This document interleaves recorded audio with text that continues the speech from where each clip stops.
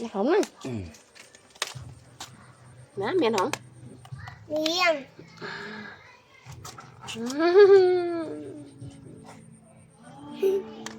Riêng nó không đi mùi tiệt.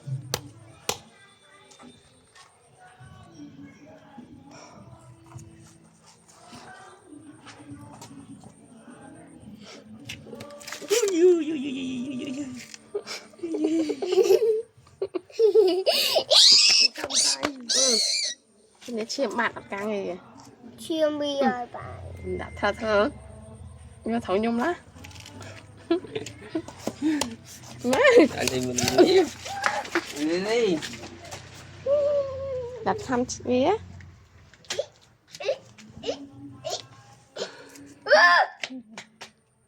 Nụ chiêm nữa. Ấy ăn á. Bác bố lẫn này.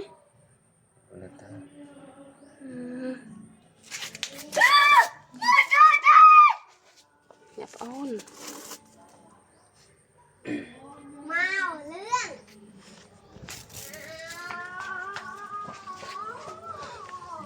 Ôi.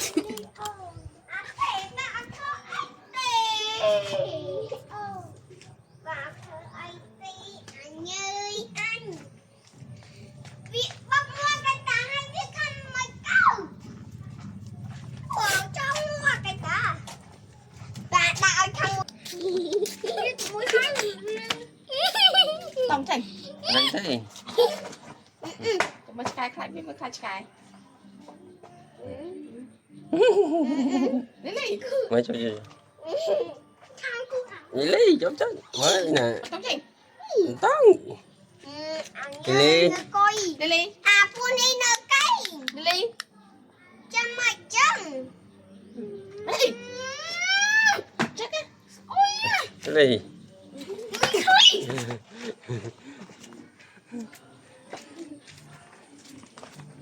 Nè, anh Tông. Tông chành. Lấy.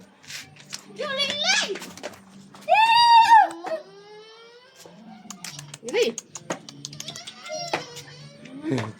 Thằng bây á. Anh thế. Vì rồi vì mình khao tôi vẫn lực. Lấy. Bây giờ nè.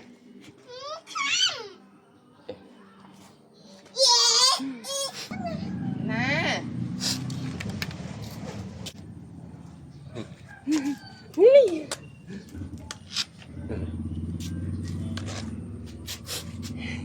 Đi, cũng chết đấy. Vì bánh bị khăm là cái chứ.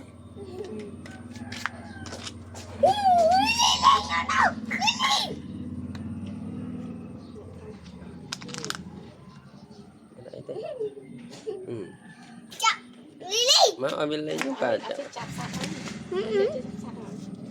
Chặt lý chặt. Đi lít lan nhỉ? Đi đi. Lan à?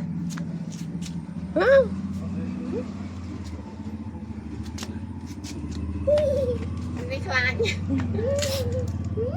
Khoát à.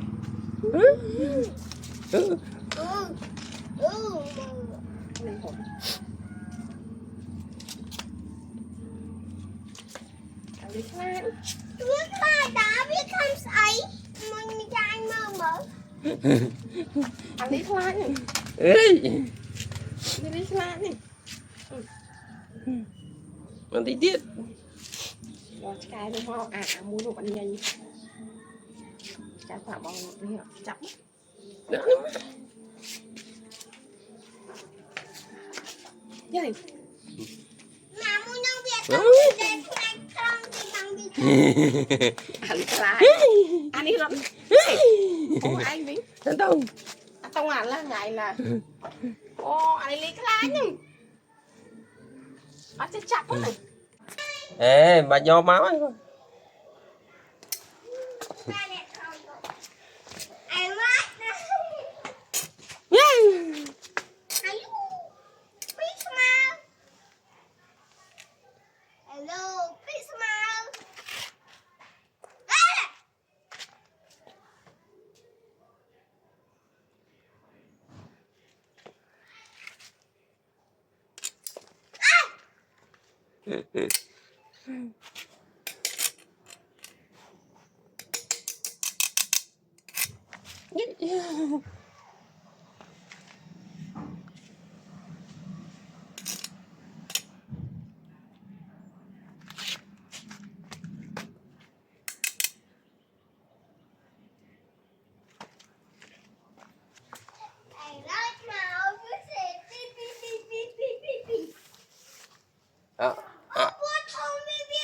Áo tôi vô cho tia ba nụ, tôi vô cho tia ba nụ, tôi vô cho tia không?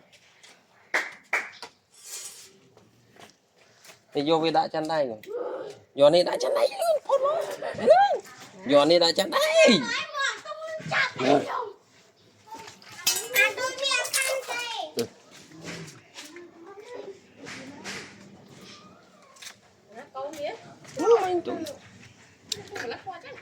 Vô một lần. Ui. Bị khăm tí tí. Bây giờ cái việc.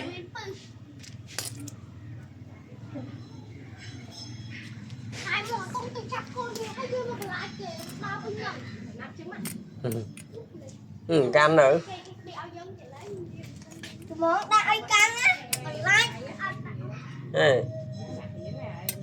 Ôn.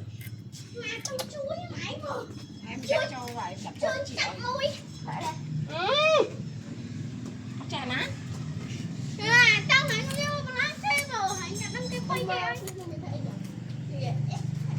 Bê nó toàn tròn mua đấy, đặt trên nó từng nó cùng đồng. Cái đó.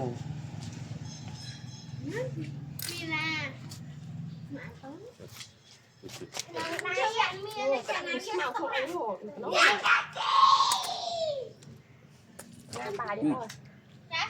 Bà có lại đấy mà.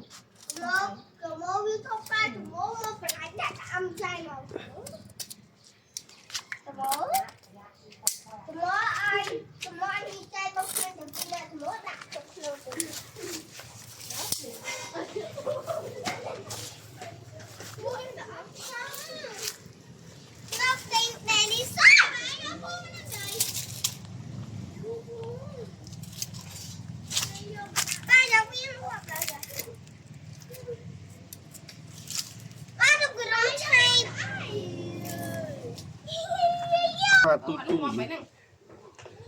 nhớ ngọt thì này Là tôi ngon cho với ta. Cho ăn má. nhưng mà bạn đòi là tôi máu này chào này Trong dây nó nhỏ hề. Đấy, nhỏ này tôi mà ăn uống tùm. Ông thấy vậy Tôi tục viên tinh thần nó lên luôn. tao có thọt lên nữa.